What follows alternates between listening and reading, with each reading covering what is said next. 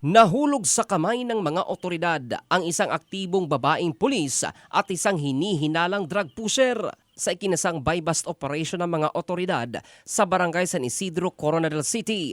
Kinilala sa ulat ng pulis ang sospek na isang Police Corporal Jane, 34 anyos at alias Harry, 27 anyos na sinasabing kabilang sa mga high-value individual sa iligal na droga ng naturang lungsod.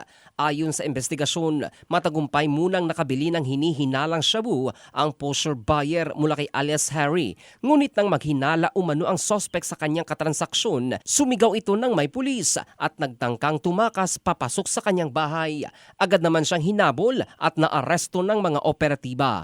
Habang isinasagawa ang operasyon, napansin din ng mga otoridad ang presensya ng babaeng pulis sa lugar. Ayon sa mga investigador, sinubukan din umano nitong tumakas ng mapagtantong may operasyon. Ngunit naaresto rin ito at nakumpiskahan ng hinihinalang shabu. Nasamsam sa operasyon ang tinatayang 5 gramo ng hinihinalang droga na nagkakahalaga ng humigit kumulang 34,000 pesos at marked money. Nakakulong na sa custodial facility ng Coronadal City PNP ang 2 sospek na mahaharap sa kasong paglabag sa Comprehensive Dangerous Drugs Act of 2002. In the heart of changing lives, ito si Jofel Candado ng Brigada News Philippines, the Music and News Authority.